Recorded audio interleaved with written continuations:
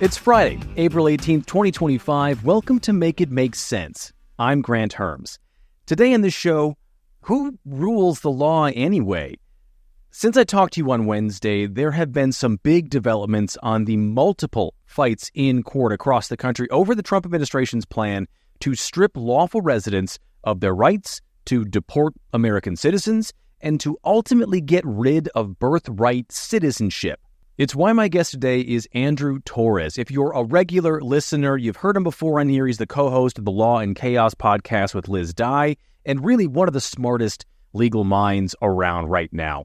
We talk all about how these cases could play out, what's at stake for all of us, and what happens if the rule of law turns out to be more of a suggestion. It was a really good conversation, and I was tempted just to let that play on its own today, but I want you to have some context first and to get up to speed on the news. So let's start with the latest in the Kilmar Abrego-Garcia case.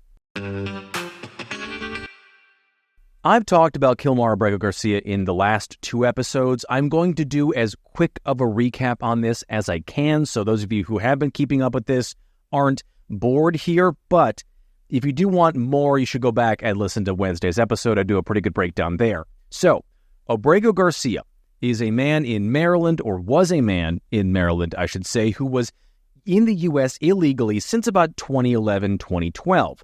He came here as a teenager when he was 16 years old, fleeing threats from a gang in his home country of El Salvador. In 2019, he was accused of being a member of the gang MS-13, which is an American gang. His affiliation with MS-13 was never actually proven in court. I'll come back to that in a minute. He was given protected status from being deported to El Salvador by a federal judge, and then he was rearrested on March 14th of this year by immigration for being an undocumented immigrant, and by the government's own admission was mistakenly sent to El Salvador. Since then, two courts and the U.S. Supreme Court said the U.S. must facilitate his return to the U.S. so he can go through the court system, and if they still want to deport him after that, they can. The White House and the administration have been adamant that he's a member of MS-13.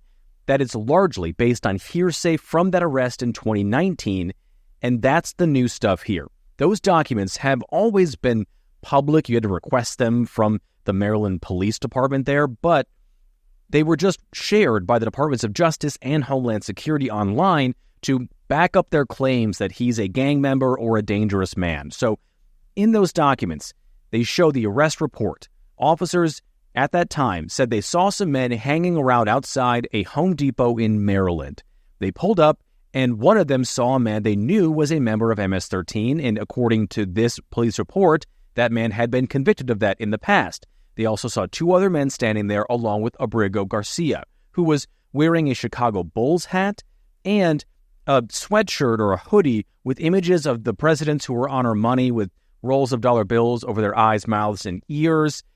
I don't know, it was kind of a confusing description in the report here, and I wasn't able to find a picture of that sweatshirt anywhere, but officers said that both the Bulls hat and the sweatshirt were indicators of Abrego-Garcia's membership in MS-13. They said that those were noted gang signs. Which, if that's the case, I've got some bad news for a bunch of Chicago basketball fans. But officers were also told by a confidential informant that Abrego-Garcia was a member of the Western Clique of MS-13, a section of it that was based out of New York, and that Abrego-Garcia held the rank of Chicao, which, according to an expert on MS-13 who talked to the BBC, it isn't a rank, but it's a name that MS-13 gives to the people that might be recruits that they let hang out around them. Chicao means checkup. And it's this informant here saying that even he said Abrego-Garcia wasn't actually a member. Now, we also learned from other documents and reporting that the confidential informant had never met Abrego-Garcia and lived in New York, where Abrego-Garcia had never even been. We also learned that the officer who made the arrest and talked to the informant had been suspended from the force for leaking confidential information to a sex worker in exchange for sexual favors. And that was back in 2018, but he was still allowed to continue working with confidential information for some reason, but then was later fired after the investigation into his misconduct. Now, normally, that would make him an unreliable person when it comes to identifying good information that comes from a confidential informant or someone who might, make up information in order to continue getting sexual favors from a sex worker. But at that point in time, the courts didn't know that, and the judge in the case said Abrego-Garcia couldn't provide enough proof that he should be released on bond or bail, and an appeals court upheld that ruling based on the hearsay of this confidential informant from the less-than-believable officer who had never met Abrego-Garcia. Now, while he was in jail in 2019, Abrego-Garcia applied for asylum. When he was released without charges, mind you, a judge gave him kind of asylum protection. Not really, though. It's called withhold of removal, which isn't full asylum, but an order that he couldn't be deported back to El Salvador because he had credible fear for his life. And his lawyers also say that he's appeared at every single asylum hearing he has had since then, up until he was sent to El Salvador in March. So that does not mean that he was given legal status to be in the U.S., but it does mean he was complying with a court order and couldn't be sent back while he was going through the asylum process. So fast forward to today, why the DOJ is releasing this stuff is because they say that it's all indicative that a court did find he was a member of MS-13. It's not. That's not how bond hearings work. That's not even really what the police report said. And they also say that because Donald Trump declared MS-13 as a terror organization, his protective order that withhold from removal was canceled and he could be deported to El Salvador. Again, not really how that works under the normal process of the law. A judge would normally have to decide that. And because we know all these and all this stuff came out, even though the DOJ released it themselves, it hasn't really stuck. So the Department of Homeland Security released an application for a temporary restraining order against Abrego-Garcia from his wife that was filed in 2021 that describes a violent fight the two of them had at home. Now, this is unrelated to his status of immigration. His wife has been vocal after this came out that she never went any further than just the request for one, and that it was only filed just in case things escalated. She never filed charges. Her husband was never arrested for domestic assault. And she says that there have been no problems since. The administration is using both his past arrest and this restraining order request as ways to paint Abrego-Garcia as an unsympathetic man. And you know what? He might be. I don't know him. But these things certainly don't prove that. And even if they did, that's not the point of the case. Which brings us to also some new things here. A brand new ruling from the Fourth Circuit of Appeals on Thursday after the government tried to do an end run around that federal judge in Maryland who's overseeing this Abrego-Garcia case, who said they have to work to bring him back to the U.S. And I'm going to read part of this ruling here from the Court of Appeals, and it's a little long, so hang with me. Here's what the judge said.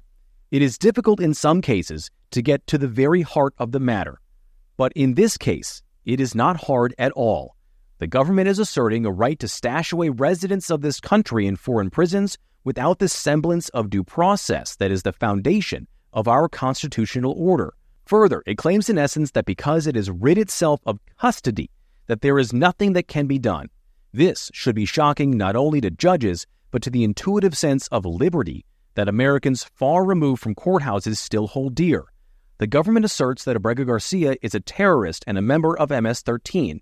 Perhaps, but perhaps not. Regardless, he is still entitled to due process. So, what the judge is saying there is that the Trump administration is very clearly trying to undermine the Fifth Amendment right to due process that is given to all residents of the U.S. That's the literal language from the Constitution. And there's a lot more to that order, and frankly, the entire thing is worth reading, but I'm not going to subject you to that here. It's not a read aloud. But what you should know is that this is a pretty stern scolding of the administration's actions in this case, and the judge, who is a conservative judge, gave the administration an out, saying it is all too possible to see in this case an incipient crisis, but it may present an opportunity as well. We yet cling to the hope that it is not naive to believe our good brethren in the executive branch perceive the rule of law as vital to its American ethos. This case presents their unique chance to vindicate that value and to summon the best that is within us while there is still time. Basically saying, the Trump administration has a chance right now to take some of this back, to not encroach so far against the rule of law that they overstep the boundaries and break it. And in any other presidency, that's exactly what they would do if things were ever even to get this far, which in any normal version of this, they wouldn't. But instead, and you could probably see where I'm going with this, the administration doubled down. Trump's counterterrorism czar, a British-Hungarian-born man named Sebastian Gorka, who has publicly supported a Hungarian nationalist group with ties to Nazis as recently as wearing a pin with their emblem on it to the inauguration, said this week that maybe people who support Abrego-Garcia's due process rights, which would include the Fourth Circuit Court of Appeals, could face federal charges. Take a listen. Realize that the taxonomy of politics in America is dead.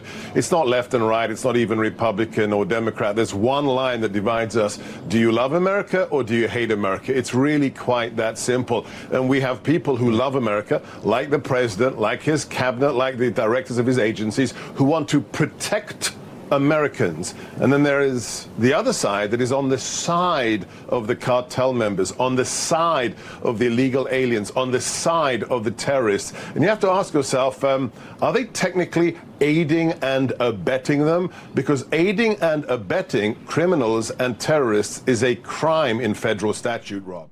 That is a threat to free speech and due process. Both are constitutional rights and should trigger whatever alarm bells that haven't already been rung yet to ring. And as that was playing out here in the U.S., a U.S. Senator from Maryland, Chris Van Hollen, went to El Salvador this week to get a real update on Abrego-Garcia's condition because a court had ordered the government to present every single day updates on his condition and what they were doing to get him back. They had not been doing that second part, but all they had been telling the court about his condition was where he was, which was in prison, and that he was secure, but nothing about his physical or mental condition. And both of those things matter because the prison that he was sent to, known as CCOT, is a notorious torture prison where people are never meant to leave. And that is right from the El Salvadorian justice minister, the equivalent of their attorney general. So at first, Van Hollen was denied access to see Abrego-Garcia. He was met with actually a military guard who tried to prevent him, and he said this was a humanitarian visit. And eventually he was allowed to meet with Abrego-Garcia. The photo you'll see of the two of them going around is the two of them meeting in a hotel lobby and then sharing a meal. And the thing that you're going to hear a lot of people pointing out who don't like this visit is that in the middle of the table there were these two glasses with salted rims and cherries on them that looked to me like they had just water in them, but everyone is saying that they met over margaritas, including the dictatorial president of El Salvador, Nayib Bukele. Well, a source told the New York Times that an aide to Bukele, who was there for this visit, put those glasses in the middle of the table to try to make it look like the two were sipping margaritas at a happy hour instead of what this was, which is a pretty dire humanitarian visit. And that's where this case stands now. But it did spill over into another courtroom this week, because seeing that they wouldn't get their way in Maryland, the government took aim at a different judge in a different case in D.C. This is the case that's all about the flights that were deporting hundreds of people, more than 200 of them, to El Salvador, where a judge ordered the stop of those flights. And because the government didn't do that and then has been stonewalling and lying throughout this process about how these flights weren't turned around when the judge ordered they be turned around, the judge said this week, and I talked about this in Wednesday's episode, that he would start criminal contempt charge proceedings if the government didn't get their act together or give up the official who deliberately ignored this order by next Wednesday. So in this instance, the Department of Justice went over this judge's head to the appeals court for Washington, D.C., and said the judge in the case is acting unconstitutionally by overstepping his constitutional authority by ordering the U.S. to stop the removal of migrants. They argue that the administration did do that by following the legal removal definition, meaning who has custody, not the physical definition of removal, meaning where the people actually are. And because they gave custody to migrants in El Salvador, they don't have any power to get him back. So, first of all, this is the kind of thing that makes people hate lawyers. Second of all, it's nonsense. It's a distinction without a difference. The other thing they say here is that the D.C. judge is trying to force the U.S. to make foreign policy decisions, which a judge can't do. That also isn't completely true either. Judges make rulings all the time about things like foreign business or things like foreign citizenship, or even like Andrew McCarthy, who wrote in the very conservative magazine, The National Review, this week, that judges rule all the time in cases like federal prisoners who are sent to state prisons because we don't have enough federal cells to house all these people. The U.S. government still has control despite the state you live in technically having its own sovereign government. That's a basic tenet of the United States Constitution. So to say the U.S. doesn't have the ability to get these people back, according to McCarthy, is a lie. And this is a guy who wrote an entire book based on the conspiracy to rig the 2016 election for Hillary Clinton. He's not a liberal. He's a big Trump supporter. So for him to come out and say this, you know it's hitting home for these folks. And we don't know what the appeals court in D.C. is going to say about this yet. But what we do know is that this appeal is actually a message. It's a message to the U.S. Supreme Court that cares very much about the separation of powers between the branches of government, that they think this judge in D.C. has overstepped and is harming the Constitution. It is a flare in the dark for the justices on the Supreme Court who are in the tank for Trump to get ready for a fight. And that gets us to the next major piece of news here. Yesterday, the Supreme Court said it would be bundling together 3 cases about birthright citizenship in the U.S. Now, these cases were brought by the administration against some 29 states and D.C. who have fought his attempts to undo the right to be an American if you're born on American soil. The cases are on paper about whether a federal judge in one state can issue nationwide rulings, something that is a foundation of the federal court system. But what these cases are really about is if anyone has the power to stop the president from undoing the way that we think about who is and isn't and who can and can't be a U.S. citizen that's been in place since 1898 and is a fundamental part of the 14th Amendment. Here's how Trump responded to a question about it yesterday in the Oval Office. Well, you're just telling me that for the first time. I am so happy. I think the case has been so misunderstood. That case, birthright citizenship, is about slavery. If you look at the details of it, the signings of it, everything else, that case is all about slavery. And if you view it from that standpoint, people understand it. But for some reason, lawyers don't talk about it. The news doesn't talk about it. That's not about tourists coming in and touching a piece of sand and all of a sudden they're a citizenship. They're a citizen. That is all about slavery. And even look at the dates on which it was signed. It was right at that era, right after the Civil War. And if you look at it that way, the case is an easy case to win. And I hope the lawyers talk about birthright citizenship and slavery, because that's what it was all about. So clearly, Trump was only told one thing about the 14th Amendment, and that was that it was signed after the Civil War. And yeah, it was to make sure that enslaved people could get citizenship, to make sure that the South didn't have a legal loophole to reinstate slavery under a different name. But like I said, there's been more than 100 years of court cases that say if you're born here, you're a citizen. And that's why lawyers and journalists, like Trump was talking about, don't talk about it. It's because it's settled. It's been decided and is understood as a foundation of the Constitution and American life. Okay, I know that was a lot coming at you really fast here, but all of that gets to my guest today, Andrew Torrez. He's the co-host of the Law and Chaos podcast, a lawyer, and really when it comes to who I listen to make some sense out of this stuff in the legal world, he is a voice I always turn to. So let's get to my conversation with Andrew. Andrew, thank you again for being here. I really appreciate it.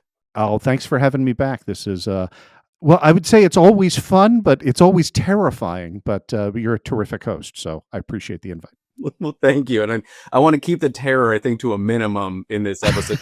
And I think that's right. Look, like, things are awful, but this is a really positive moment. I think we're in right now. It's not as positive as if Trump were not president, but things are moving in hopefully the right direction. what do you mean by that? So what I mean by that is that what Donald Trump has done is engineered a constitutional crisis, right? He has undertaken blatantly illegal things. He's been doing blatantly illegal things since January 20th, since taking office. But the specific constitutional crisis is wading into court, lying to those courts, being subject to court orders, and disregarding those court orders. And now we have two separate courts. We have two separate federal district courts, right? Judge Paul Xinis in the U.S. District Court for the District of Maryland, and Chief Judge James Boasberg, U.S. District Court for District of Columbia. That Judge Boasberg has openly initiated contempt proceedings, and I think that's where Judge Xinis is headed very soon. So, Yeah, it certainly seems that way. Let's start in her courtroom, actually, here, the Abrego-Garcia case, because we had some interesting things happen yesterday and then early this morning. The listeners will have just heard.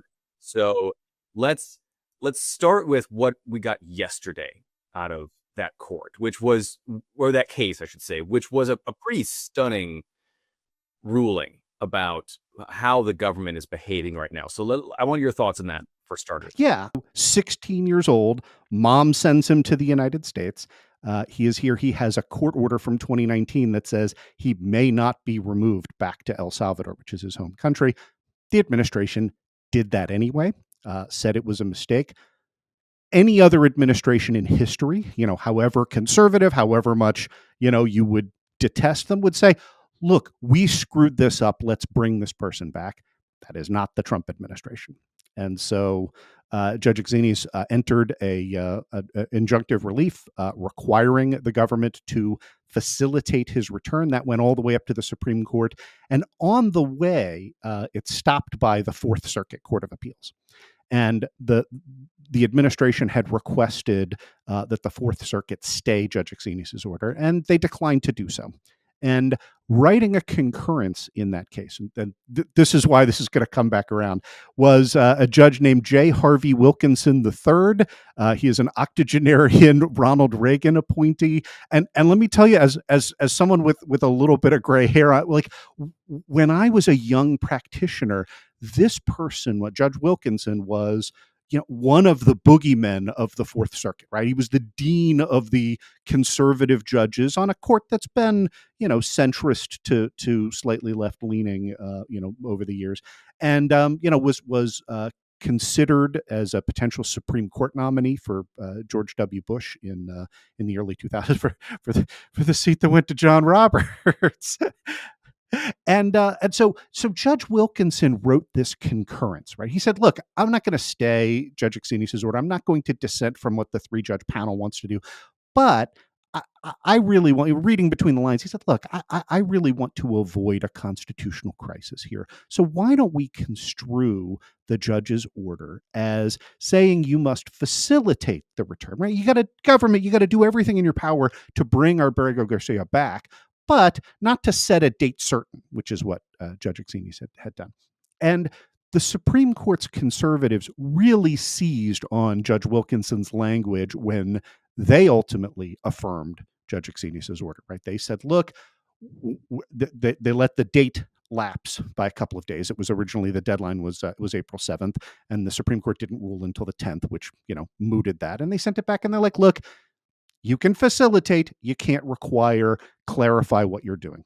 And that evening, Thursday, Judge Xinis has said, this court does not keep business hours. She has been working around the clock and on weekends. And that order came in at around 8 o'clock. And around 8:30, she had clarified her orders and said, I want the government to facilitate Abrego-Garcia's return, and we're going to hold a hearing tomorrow, and you're going to tell me what you're doing to facilitate his return. The government showed up and basically said, no, we're not going to tell you anything, right? She ordered daily status reports, and the government, threw up two big middle fingers to that one as well. And so 2 days ago, Judge Axinis ordered discovery. She said, fine, you're not going to tell me. I'm going to let the plaintiffs take 2 weeks of discovery. I'm going to let them ask for documents, and I'm going to let them take depositions of your witnesses, of the people you had sign affidavits, right? The DOJ. And the Trump administration appealed that to the Fourth Circuit, and Judge Wilkinson wrote the denial. This gets, finally, I'm going to answer your question, right? I told you we'd get there. Judge Wilkinson wrote the denial of stay and said, this is a fine district court judge. Maybe the first time he's ever said that about reviewing Judge Axinis' opinion. And we're not going to micromanage. We're not going to interfere. This position you're taking is nonsense, and it is frankly appalling that the administration, when it has admitted a mistake, is making these pretextual justifications. And I don't know how that's going to land at the Supreme Court.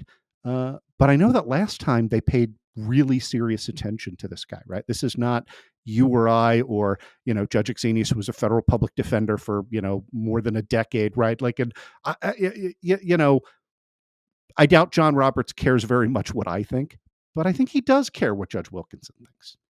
Sure.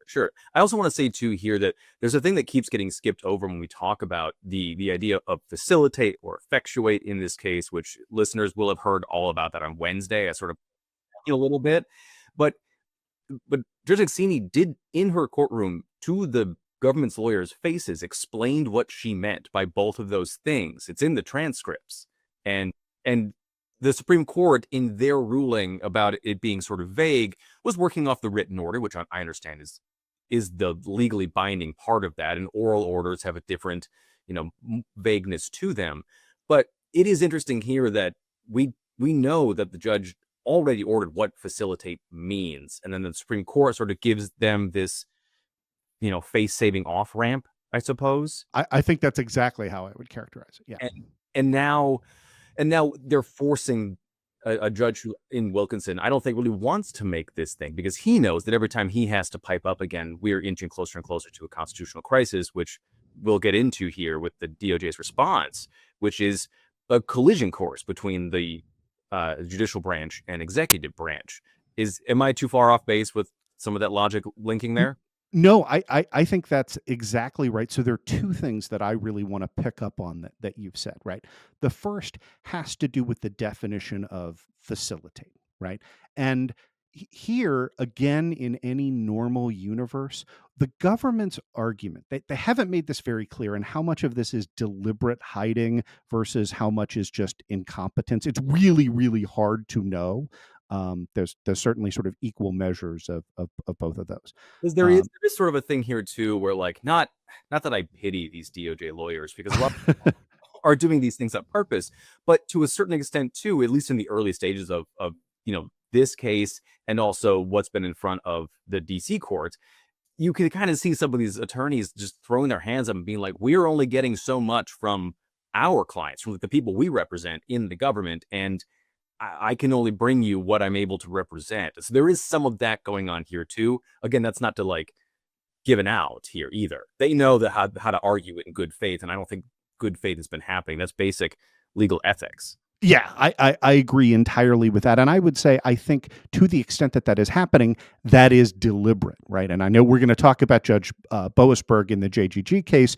And to me, it's all the more clear in that particular case. But with respect to the Abrego-Garcia case, essentially what the government is arguing is, we think that Judge Axinis is interpreting the word facilitate more broadly than we interpret it, but she hasn't ordered them specifically to do anything yet, right? Like in technical legal terms, right? Like, if she has a different view than the Supreme Court, she doesn't, by the way, but the government is saying that she does. She still has it. That claim is not ripe, because all she said right now is, I'm going to let the plaintiffs conduct discovery. And discovery means, right, they get to ask for documents and they get to take depositions. And that is the core. It is difficult to imagine more of a core trial judge's power than to set a discovery schedule, right? Like that's anybody who appears in court knows that's the first thing the court does once you've kind of initially papered over everything, right? So I think the argument that the administration is making here, that this is unprecedented and it's such an intrusion, right? Like the discovery the plaintiffs have served is boilerplate, right? And if you are not drinking Trump's Kool-Aid, and if you are a lawyer, you recognize this as that this is what any lawyer in this case would write, right? Regardless of where you would come up politically, right? Tell us who was involved, give us the documents, give us the communications, put up the people who signed a declaration in this court so that we can cross-examine them. And to be clear, right? When you do that, right, when you submit an affidavit and say, based on personal knowledge, I affirm that X thing happened, then you are subject to be deposed, right? Like you can't just make a declaration to the court and then say, but I will not be taking questions today, right? I'm just here so I don't get fined. Like that does not happen in court. And so they've made just these like pretextual nonsense arguments. And to kind of get to the second half of the question, okay, it's headed to a deeply conservative Supreme Court that has bailed out Trump in ways I didn't think were possible, right? And you and I last time we talked about the immunity decision in Trump v. US that came down that I didn't see coming. It was which also the DOJ lawyers in their response this morning lean on in large part to like get around the thing they don't want to do here, while also quibbling with the ideas of like what the definition of facilitating and now facilitating removal means, between whether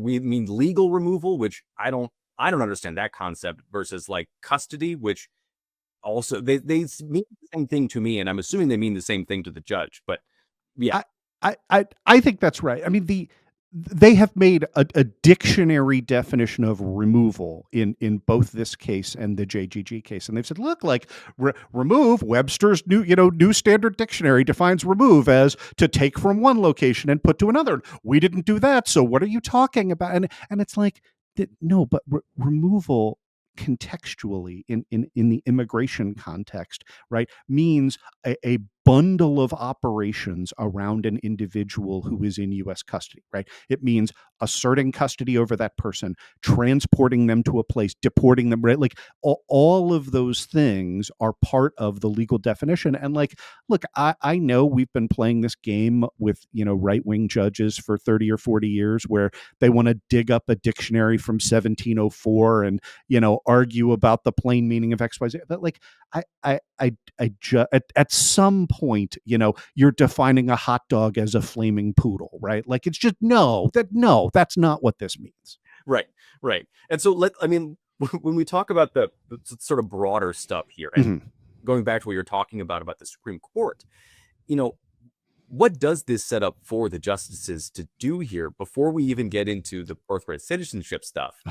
Which is its good, own flaming poodle, right? Yeah, right.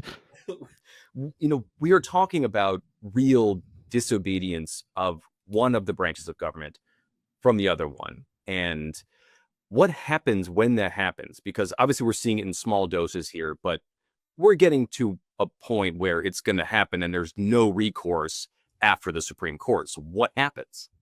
Yeah, and that's so. So the answer to that, right? I'm tempted to kind of cite Alexander Hamilton and the Federalist Papers back to you. The judiciary is the least powerful branch of government because it depends on the executive to enforce its decisions. And in history, right?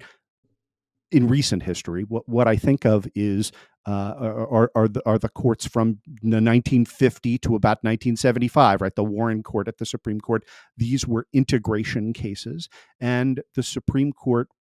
Now, mind you, there are no lawyers in practice. There are no judges who would be recognizable as judges from that era in American history, right? Like the most liberal judges, the most left-wing judges right now would be hidebound conservatives, in 1972. But the Supreme Court effectuated integration, right? And said, look, if legislatures and if states do not act in accordance with our mandates, then we will. And they raised property taxes. They ordered busing schemes, right? Like they demanded that states carry out their orders. So, the judiciary is the least powerful branch, but they're not a zero, right? And so that kind of brings us square into what we're hoping for, which again, look, like this is a deeply right-wing court, right? And so the question is, are there sufficient members on that court who care enough about their own power, right? Who care about not reducing the judiciary to a zero to go against, the fact that they're otherwise inclined to let this administration do what it wants. Other Right. than egregious cases, you have 4 hardcore votes the other way. That's not great, Bob. No, it is not. It is not. And like that is kind of also how I'm thinking about this collection of birthright citizenship cases that the court just said yesterday that it's going to hear in oral arguments on May 15th. So we're less than a month away from that. So the way that I have described this online, and I said this to you when we talked beforehand, is like birthright citizenship and ending it, which is what the Trump administration wants to do, is the ballgame for the deportation plans they have. I was reading some other folks after I said this thing. I'm not a lawyer, and clearly, and this case may not be exactly about can the Trump administration disregard the 14th Amendment, although that is how Trump and folks like Stephen Miller are talking about it. So what are these cases actually about? So I want to answer that. I also want to, rehab your statement a little bit, right? Because I don't think that ending birthright citizenship is the key to, I think it certainly works in parallel with the administration's summary renditions, deportation with zero process, nothing that approximates what you're due under the Constitution, even if you are here, illegally. And we could go down that rabbit trail. I will spare you. But I think that it is the linchpin of the administration's belief. Like you heard, we talked about this in a parallel story involving Maine, where when Trump went to lecture Governor Janet Mills on allowing trans girls to play in women's sports, and she said, "I'm complying with federal law," and he said, "We are federal law," and I think that was not just bluster. Like I think Trump believes the law is whatever he says it is, and nowhere is that more clear than in the birthright citizenship legal position. So here's how it gets implemented, right? The Declaration is that the 14th Amendment's grant of citizenship to those who are born in this country doesn't really mean born in this country. It means a convoluted, racist, wrong, stupid argument. And therefore, right, the executive branch operates on legal definitions. Therefore, I am instructing the Social Security Administration not to issue Social Security numbers to individuals born in the United States whose parents are outside of legal status, right? Who may have overstayed a student visa or whatever. I cannot stress this highly enough. There was an 1898 decision from the Supreme Court. It is called Wong Kim Ark. We talked about it last time. It is as clear in Supreme Court precedent as separate is inherently unequal, right? That you can't have racially segregated schools after Brown v. Board of Education, and that is that with the exception of, and we can talk about, I love 19th century quirks of law, but with the exception of a couple of very, very edge cases that by and large are not present today, we have picked, right, use solely, right, as the basis for citizenship in this country. Countries don't have to do that, right? Lots of countries, particularly in Europe, have kind of a hybrid regime of those who were born here plus your parentage. But lots of countries do have use solely, right? Like that I don't want to give up to the Stephen Miller white nationalist position that says it's an extreme position. It's not. It is a billion people around the world are in use solely regimes, and it doesn't matter whether you like it or not. We amended the Constitution, and the Constitution says that if you are born in the United States, you are an American citizen. I mean, Trump did say, and listeners will have just heard this in the episode too, that well, he's like, really, the 14th Amendment is about slavery, and that's not a thing anymore. And so we don't consider the 14th Amendment to pertain the what we think of, like I can't do it for him. It's because it's so logically false. But it is this interesting thing where when you're looking at the other cases we just talked about, how literal and anti-textual they are, or contextual they are. And here they are so textual and so contextual too about this. They're picking and choosing how to do these things. And yes, they're separate cases, but it's a really troubling way to parse apart the Constitution. Yeah, and let's explain in an entirely different context how radical and wrong that argument is, right? Because the 14th Amendment, yes, it's it's an antebellum constitutional amendment. Nevertheless, that is the amendment that incorporates the Bill of Rights to the states, right? Because the purpose was to say not only are we going to end slavery, that's the 13th Amendment that prohibits involuntary solitude, servitude, not solitude, but that we are going to make sure that the southern states that seceded do not effectively return to those conditions by refusing to grant to freed slaves the rights that they have, the federal rights that they have as U.S. citizens. And so it says that no state can deny to any person due process of law. And what that means is if Trump's view were correct, then you would have no First Amendment right against the state. Right? The state of Maryland could establish the Catholic Church as its established church. It could say, we're not going to have freedom of the press. We're just, like you could do anything that violates the Constitution, and you would have no federal right. You would have a state right, and I live in and love Maryland because I don't think they're going to become a Catholic colony. But like that's how radical that position is, right? That it says if the 14th Amendment only speaks to slavery, then we have no rights whatsoever, including at the state level, including rights that conservatives would rather enjoy, like the Second Amendment being incorporated to the state is through the 14th Amendment. Right, absolutely, and I think that is the entire thing here. With all of the challenge and the focus on these immigration cases, I think, and obviously the White House is trying to muddy the waters about what this case is about, and people wanting criminals to be back in the United States. But what it really is about is that if you can start to strip away or chip away at rights for someone or one group of people, there is no stopping that then for everyone else. Because once due process, once constitutional rights disappear, they're gone. And that's just how they work. And like, it isn't the slippery slope logical fallacy. That's just how it works. And I think it's really troubling. I agree. And in my view, this kind of manifests in two ways, right? The most obvious, just to kind of go back to the first segment and talk about deportation, right? If you can be placed on a plane and sent to El Salvador outside the jurisdiction of the United States without the opportunity for a hearing, then that can literally be anyone, right? Like the entire baseline, right? The Alien Enemies Act has been used, in three wars in our nation's history, including most recently World War II. It was the basis of shameful actions. But even in World War II, right, Germans living in America were subject to the appeals before the Alien Enemies Board. Now, I'm not going to tell you that they got a fair shake, right? We've talked about this on our show, right? The case Ludecky that gave rise. I mean, this was somebody who was a whistleblower on the Nazis, who we interned for the duration of World War II. So I'm not saying that the country's record was great in that, but you had the opportunity to contest it. And these people now, that they have attached the internal guidance that Department of Homeland Security uses to determine that somebody is a member of Tren de Aragua or MS-13, and it is preposterous, right? Like it is things like having a Michael Jordan tattoo or wearing a Bulls hoodie, and like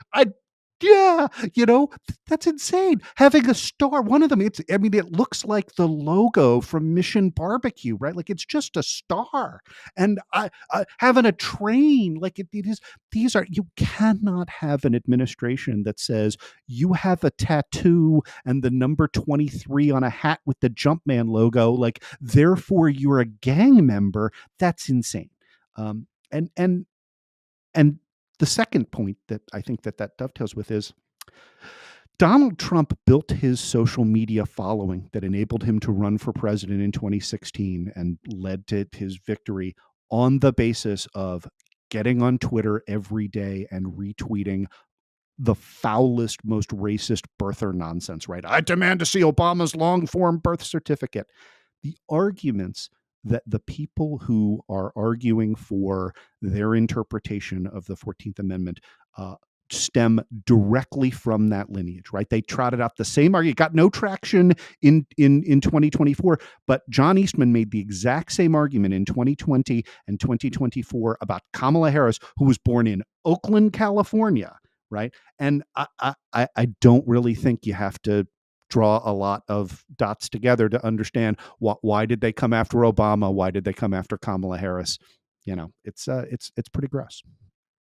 I haven't heard anybody talk about this yet. And like, I listen and read a lot of folks who are legal commentators. I think it's important to do that, even if you're not a lawyer, and even if it doesn't always make sense to you. I think it's important to do that.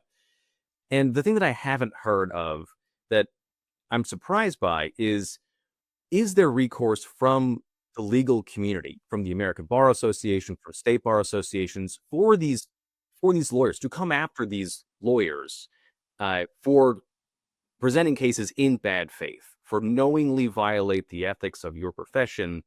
Because when you talk to lawyers, that is as sacred as anything in their lives. And I don't even know if that's on the horizon. I haven't seen anything about that. But is there recourse there that you think is somewhere out there? Yeah. So the answer to that is yes. I'm really, really glad you asked that question, because one of the things that I sometimes get pushback in, right? We talked about courts opening potentially contempt proceedings, right? And people will say, well, it doesn't really matter because Trump will just pardon them anyway, right? And that might happen, right? But the administration has been loath to just blanket pardon. I mean, they blanket pardoned the January 6th rioters. And, I'm not suggesting they won't bail out their cronies that way, but they want to assert the power so that they don't have to, right? When you pardon somebody, you are saying, I acknowledge that the courts have authority here. I acknowledge that this person broke the law, but I want to grant clemency. And I got to tell you, president can do that. Like, the presidential pardon power is unreviewable. You don't want to have a president that pardons vile racist criminals. Don't elect Donald Trump as president, right? That's your remedy with respect to that. But even if that happens, I think two salutary things come about from the judiciary punching back, right? Number one, this takes place in the open. There is discovery. They do have to articulate. To pardon somebody, you have to say, Marco Rubio called and said, keep those planes in the air, right? You have to identify the folks. And number two is your point, right? Which is that the administration right now is depending on its henchmen to carry it out. Donald Trump isn't going to go into court and argue these positions. There are about 6 people right now at the Department of Justice who are willing to sign off on anything and go into court and, in my view, lie with a straight face, right? And those folks, right, can be held in direct contempt. That's not going to happen yet, but it could happen, right? If a lawyer goes in, if Judge Axini says, I want you to come back here tomorrow and tell me what happened, and you show up as the lawyer and she says, what happens? And you say, well, my client wouldn't tell me. She can say, okay, well, you're defying a court order and I'm going to throw you, in the courthouse jail until you stop, right? And that sounds like a lot, but like, let me tell you, that's happened to journalists, right? Like that it's one of the aspects of, the code of journalistic ethics is if you promised a source that you're not going to give them up and the court says you're going to give up your source, you say, sorry, not going to do that. And the court can throw you in lockup, and lots of journalists have suffered that fate. So, related to that, building that record, the American Bar Association already released a statement at the end of January that said, this is not usual. This is an affront to the rule of law, and we hope that our members stand up. State bar associations they have initiated disciplinary proceedings. They disbarred Rudy Giuliani in both New York and DC for lying about election fraud. So yeah. Like I mean, would I like there to be stronger remedies? I would, but as you point out, right, like part of a small R resistance strategy is making it difficult for people to collaborate with this in their day-to-day lives, right? And look, like that's a tough choice. I have friends at the Department of Justice, right? Lifers who went there because they wanted to prosecute terrorism cases. They wanted to prosecute, violent criminals. There are good and salutary reasons to be at the DOJ. But you've made this point throughout this episode. You can't reach an accommodation with Donald Trump. I asked Bill Barr that, right? Like he did everything in his power, but the minute he said, Mr. President, I'm not going to help you try and steal the election in 7 states. This is ridiculous. He was out within 2 weeks, and he is now, a rhino and somebody who was as loyal and as crucial to Trump's first term and Trump not getting impeached as you could possibly imagine, is now persona non grata. Like that, the administration's coming for you, man. Well, Andrew, thank you again for coming on here. I mean, one of these days you're going to come on and it's going to be a much, much better episode, a much more.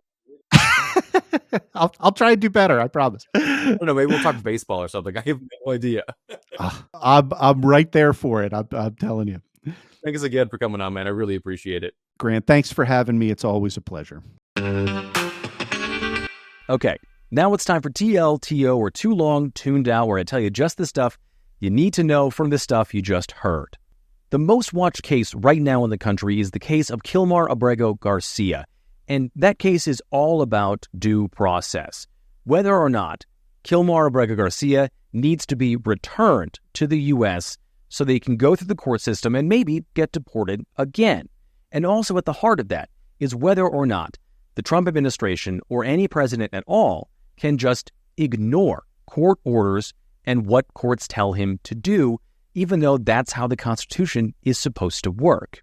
There have been several courts this week that have pushed back against that exact idea, including a pretty scathing ruling from the Fourth Circuit of Appeals, which said that it's pretty easy to see here that the Trump administration is trying to undermine constitutional rights, and that, they say, should scare everyone. Also, the Supreme Court said it would start to hear arguments about whether the Trump administration could undo more than 120 years of legal precedent about birthright citizenship, whether if you're born in the U.S. or on U.S. soil, can you be an American anymore? It would be a fundamental change to how we understand who can be an American, how they can be an American, and what happens to tens of millions of people for whom this is the only place they've ever known. So, that being said, what can we do? Well, the answer is not a whole lot. This stuff is going to play out in court, and that's just going to take the time that it takes. But, like anything else, if you want someone to stand up against these encroachments that multiple judges have said are happening on our civil rights, contact your representatives, your senators, but also at the state level too, because those people also have voices and can start things like protections in your state from incursions from what's happening in the federal government. All right. That is it for today's show. I want to thank Andrew for coming back on today. If you want to hear more from him, you should listen and subscribe to the Law and Chaos podcast and its adjoining Substack. It is just fantastic. I listen to it every week. And as for this show, please rate and review on whatever podcast app you listen to this on, like and subscribe, and hit the bell for notifications on YouTube. Subscribe to the Make It Make Sense Substack. It's just $5 a month, where I'll have an extended interview with Andrew up this weekend. And as always, share the show on social media. It's Mims News Pod. That's MIMS News Pod, all one word, on every platform. I am at Grant Herms on X and Blue Sky, and at Grant Herms TV on everything else. Thank you so much for listening today. I'm Grant Herms, and I'll talk to you next week.